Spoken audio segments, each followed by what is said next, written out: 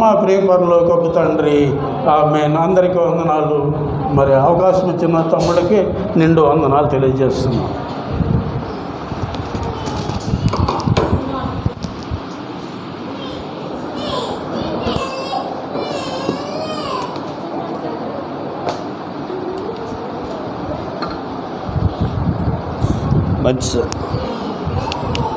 మంచిదండి. ఇంతవరకు యేసు ప్రభువారి రెండవ రాక కొరకు సూచనలు, నెరవేర్పులు ప్రియులు ఉన్నమాటలు జయశేఖర్ గారి ద్వారా మనం వింటూ వస్తూ ఉన్నాం, నేర్చుకుంటూ ఉన్నాం.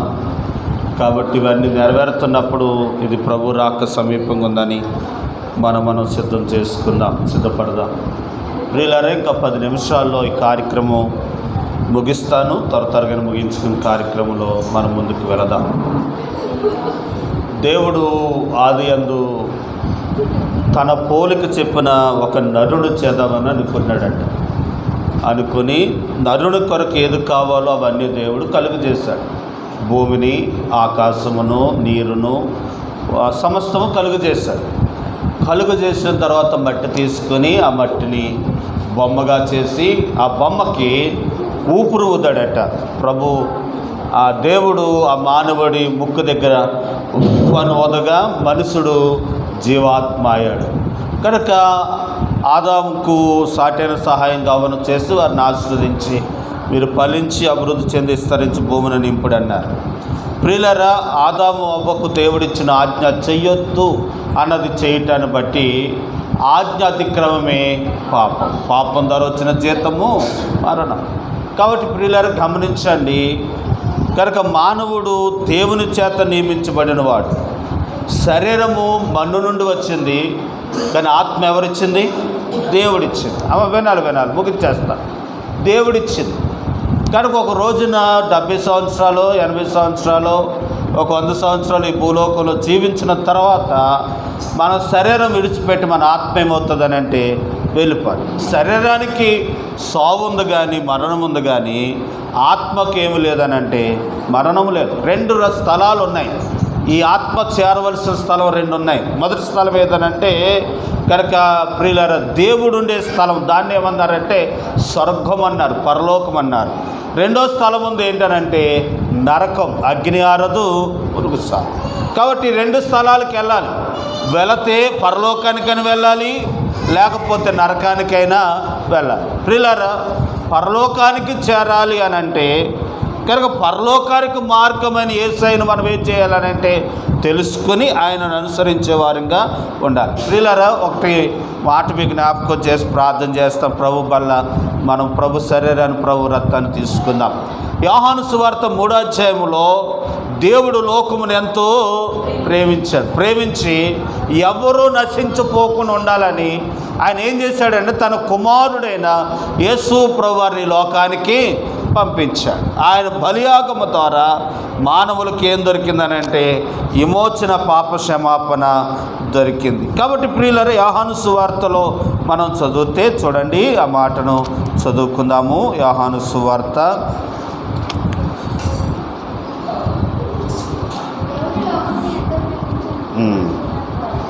చదవమ్మా.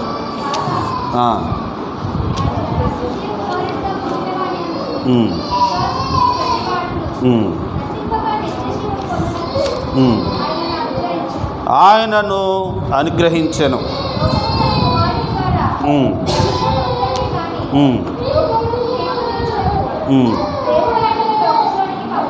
3వ అధ్యాయము అమ్మ 14 వచ్చిన చదవరా. అరణ్యంలో మోసే సర్పం ఎలాగూ ఎత్తునో అలాగే విశ్వాసం నుంచి ప్రతివాడు నశింపక ఆయన ద్వారా నిత్యజీవం పొందినట్లు మనుష్య కుమారుడు ఏం చేయబడ్డాడట? మానవుడు చేసిన పాప పరిహారము కొరకు మానవుడు నిత్య జీవములోనికి వెళ్ళాలనని, నిత్య నరకము నుండి తప్పించడానికి యేసు ప్రభువు లోకానికి వచ్చి మానవుల పాప పరిహారము కొరకు ఆయన ఏమి చేయబడ్డాడనంటే సిలువేయబడ్డారు. ప్రియులారా, గమనించండి.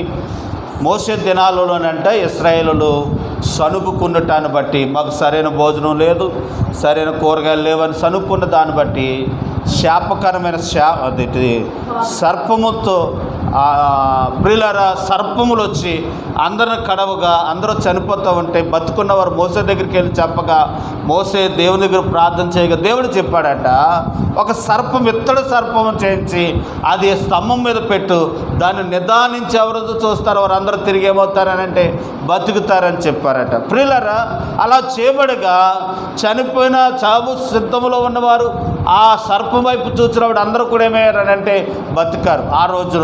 మరి ఈరోజు ఆ సర్పం పనిచేయదు కాబట్టి ఇత్తడి సర్పం వైపు కాదు చూడటం, ఇత్తడి సర్పము వైపు చూచి బతికినట్లు కానీ ఈనాడు యేసు ప్రభు ఈ లోకానికి వచ్చి మనందరి కొరకు సిలువలో ఏమయ్యాడనంటే ఎలాడిన ప్రభు వైపు మనం ఏం చేయాలనంటే చూడాలి. ఎవరైతే చూస్తారో వారికి ఏం కలుగుతుంది అనంటే నిత్య జీవము కలుగుతుంది, పరలోక రాజ్యము వారు సొంతం చేసుకుంటారు. చూడండి 3వ అధ్యాయం 36వ వచనం, యోహాను సువార్త 3వ అధ్యాయం 36వ వచనం చదువుతాం. నిత్య జీవము కలవాడుగా ఉండాలంటే ఏం చేయాలంటే, ఒకటి కుమారుని యందు విశ్వాసం ఉంచువాడే నిత్య జీవం గలవాడు, కుమారునికి విధేయుడైన వాడు జీవము చూడడు కానీ దేవుని ఉగ్రత వాని మీదకి దిగు. నేను ఎక్కడో మాట చెప్తున్నాను, మనం నిత్య జీవము గలవారుగా ఉండాలనంటే యేసు ప్రభు వారికి, యేసు ప్రభునందు మనం ఏముంచాలట, విశ్వాసం ఉంచాలట. ఆమె ఏముంచాలి, విశ్వాసం అంటే ఏంటి అని అంటే ఆయన ఏదైనా చేయగలడని, ఆయన దేవుడని, రక్షకుడని, చనిపోయి తిరిగి లేచాడని మనం నమ్మిన ఎడల, విశ్వాసం ఉంచిన ఎడల నిత్య జీవం గలవారు. 1, 2 ఏంటనంటే ఆయనకు మనం విధేయులు అవ్వాలట. ఆయనకి ఏమవ్వాలి అంటే లోబడాలి. లోబడేవాడే నిత్య జీవానికి వారసుడు. చూడండి అదే యోహాను సువార్త 5వ అధ్యాయం 24వ వచనంలో చదువుతాం. 5వ అధ్యాయం 24వ వచనం చదువురా.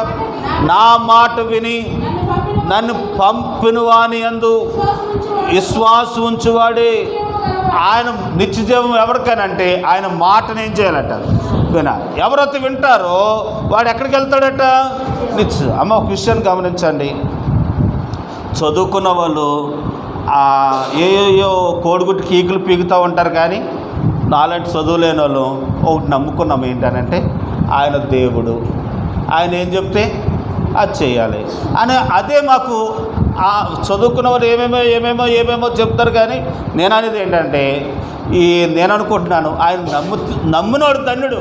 ప్రియులారా కనుక దేవుని వాక్యం చెప్తున్న మాట ఏంటంటే ఆయన ఏం చెప్తాడు అది చేయాలి, అది నమ్మాలి, అది చేయాలి. అలా చేసినప్పుడు మనకేమవుతుందట, నిత్య జీవం గలవారు. కొంతమంది తెలిసి తెలవనట్టుగా ఎగస్ట్రాగా అది నిజమా, అది చెయ్యాలా, అది చేయకూడదా, అలాగా ఇలాగా ఇవన్నీ ప్రియులారా మనకు అదంతా అనవసరం. ఆయన ఏం చెప్పాడు అది చేయాలి, ఆయన నమ్ముతమే అంతే. కాబట్టి ఆయన నమ్మినప్పుడు మనకు నిత్య జీవం గలవారు ఉంటాం. ఇంకా ఆఖరుగా నేను చెప్పాలనుకున్న విషయం ఏంటంటే యేసు క్రీస్తు రక్తము చేత మనం ఏం చేయబడ్డామని అంటే కడగబడ్డాం. అప్పుడు మనం నిత్య జీవము గలవారు. ఆ రక్తము మన పరలోక రాజ్యానికి తీసుకుని వెళ్తుంది. అంత మాత్రమే కాదు, 6వ అధ్యాయంలో యోహాను సువార్త 6వ అధ్యాయంలో ఏమంటారనంటే నా శరీరము తినియు నా రక్తము తాగువాడు నిత్య జీవానికి ఏమవుతాడనంటే వారసుడు. కదండి ప్రియులారా గమనించండి, ఈ లోకంలో మన్నాను తినని వారు చనిపోయారు కానీ ఆయన శరీరము తినవాడు ఎన్నడూను చనిపోడు. ఒకవేళ చనిపోయినా అంచె దినమున దేవుడు వారిని ఏం చేస్తానన్నాడంటే లేపుతానన్నాడు. ఆ మాట చదువుతాను చూడండి. 6వ అధ్యాయం యోహాను సువార్త 6వ అధ్యాయములో మనం చదివితే కనుక ప్రియులారా చక్కని మాటను మనం గమనిస్తూ ఉంటున్నాం. 6వ అధ్యాయము ఎన్నో వచ్చినవరా 54వ వచనం. నా శరీరము తిని నా రక్తము తాగువాడే నిత్య జీవము గలవాడు, అంచె దినమున నేను వారిని. కాబట్టి ఆయన శరీరమును ఆయన రక్తమును తినేవాడు నిత్య జీవాన్ని వారసుడు, వారి అంచె దినములో లేపి పరలోక రాజ్యానికి వారసుడిగా చేస్తాడు. ప్రియులారా గమనించండి, ఏంటనంటే నశించిన వానికి దేవుని సిలువ ఎలాగుందంట, ఎర్రితనముగా ఉందంట. రక్షించబడాలనుకున్న వాడికి ఆ సిలువే ఎలాగుందంట అండి, దేవుని శక్తి. ఏంటి దాక్షరసం ఏంటి ఈ రొట్టె ఏంటండి, ఈ గొడవ ఏంటండి అని అంటారు అన్యజనులు. కానీ రక్షించబడాలనుకున్న వాడికి ఆయన చెప్పాడు బాబు, ఆయన చెప్పాడు కట్ట, ఆయన మాటలో జీవం ఉంది, ఆయన చెప్పినట్టుగా ఆయన శరీరం తింటే, ఆయన రక్తం తాగితే అంచుదిన వంద దేవుడు మమ్మల్ని ఏం చేస్తాడట, లేపుతాడట అని మనం నమ్మి తీసుకుంటే మనం ధన్యులము. నమ్మకపోతే శిక్ష విధి మనం కలుగుతుంది. కాబట్టి తీసుకున్నాం మనము దైవ భయముతో యోగ్యులుగా పరిశుద్ధులుగా మన ప్రభు సన్నిధానంలో, అయోగ్యులుగా కాక యోగ్యులుగా తీసుకున్న మట్టి కృప దేవుడు మనకు సహాయం చేయనుగాక. ఆమె తరలు వంచుదాం, కళ్ళు మూసుకుందాం, ప్రార్థన చేద్దాం. ప్రభు అయిన యేసు తన అప్పగింపటి రాత్రి ఒక రొట్టెను ఎత్తుకుని కృతజ్ఞతాస్తుతులు చెల్లించి, ఇది మీ కొరకే నా శరీరము, నన్ను జ్ఞాపకం చేసుకున్నట్టకే దీన్ని చేయడని చెప్పాను. ప్రియులారా, అర్థమవుతే గనక ఈ మాట నువ్వు చెప్తే ధన్యుడవు. ఆదాము అవ్వ చేసిన పాపమును బట్టి మరణం కొని తెచ్చుకున్నాం. చూడండి, ఏపకాయలో నుండి చెట్లన్నీ ఎంత కాలమున్నా ఆ విత్తనాలు ఎన్ని చోట్ల పడి ఎన్నిసార్లు మార్పు చెందిన అందుట్లో చేదున్నట్టుగానే మానవుడి జన్మ ఆదాము నుండి నేటి వరకు పాపిగానే మారుతూ ఉన్నాడు. ఈ పాపం పోతేనే కానీ నిత్య జీవంలోకి వెళ్ళలేము. కాబట్టి ఆ నిత్య జీవం గలవారుగా ఉండాలి అని అంటే యేసు ప్రభువు లోకానికి వచ్చి మన కొరకు తన రక్తము కార్చి చనిపోయి తిరిగి లేచాడు. మనము నిత్య జీవానికి వారసులు అవ్వాలంటే గొర్రెలు నడిపించవలసిన పని లేదు, మేకలు నడిపించవలసిన పని లేదు, ఏదో చేయవలసిన పని లేదు. యేసు ప్రభునందు విశ్వాసం ఉంచితే చాలు మనం నిత్య జీవం గలవారు. ఆయన మాట వింటే చాలు నిత్య జీవం గలవారు. ఆయన చెప్పింది చేస్తే చాలు నిత్య జీవం గలవారు. కాబట్టి ఆయన చెప్పింది, ఇదిగో నా శరీరం తినండి, నా రక్తం తాగండి, తిన్నవాడు తాగువారు వారు నిత్య జీవం గలవారని చెప్పారు. కాబట్టి ఆయన ఇచ్చిన మాట ఆజ్ఞ ప్రకారము ఆయన శరీరము ఆయన రక్తంలో మనం పాలు పొందుదాం. కనుక నశించాలనుకున్న వారికి దరితరంగా ఉంటుంది, కానీ నువ్వు రక్షించబడాలనుకుంటే ఇది నీకు దేవుని సత్త నేరికి ఇదే నన్ను బలపరుస్తుంది, ఇదే నన్ను బతికిస్తుంది, ఇదే నన్ను నిత్య జీవం తీసుకెళ్తుందని మనము అయోగ్యులకు కాక యోగ్యులముగా ఆయన శరీరంలో పాలు పంపులు పొందుదాం. ప్రభా మీకు వందనాలు అయ్యా. 2024 సంవత్సరాల క్రితమే మానవైన మా కొరకు పాప పరిహార్థముగా మా పాపములు క్షమించడానికి లోకానికి వచ్చి మీరు సిలువైబడి రక్తము కార్చి చనిపోయి సమాధి చేయబడి 3వ దినాన్ని తిరిగి లేచిన మా ప్రభువా మీకు వందనాలు. మీరు మాకు ఇచ్చిన మీ శరీరాన్ని మీ రక్తాన్ని మేము తీసుకుంటూ ఉన్నాం. మమ్మల్ని పరిశుద్ధపరచండి, నిర్దోషులుగా చేయండి. అయోగ్యంగా ఏమైనా పనులు ఉంటే మమ్మల్ని క్షమించండి. ఈ అమూల్యమైన రక్తం ద్వారా కడగండి ప్రభువా. మీరు మాకు సహాయపడమని యేసు ప్రభువు పేరట అడిగి పెట్టుకుంటున్నాము తండ్రి. ప్రభువుని యేసు తన అప్పగింపడి రాత్రి ఒక రొట్టెను ఎత్తుకొని కృతజ్ఞతాస్తుతులు చెల్లించి, ఇది నా శరీరము తిన్నప్పుడల్లా నన్ను జ్ఞాపకం చేసుకోడని చెప్పాను. మనమును ఆ ప్రకారముగా ఆయన శరీరములో ఆయన జ్ఞాపకం చేసుకుంటూ మనం తీసుకుందాము గాక. ఏ బలవంతం లేదు. ఎవరైతే సిద్ధపడ్డారో సిద్ధపడిన వారు మీ కుడి చేయి చూపించండి. మీ దగ్గర తేబడినప్పుడు ఇది ప్రభు శరీరం అని ఎరిగి ఆయన శరీరంలో పాల్పొందులు పొందుతారు. ఎవరు పాట పడుతూ ఉంటారు, మనం తీసుకుంటాం.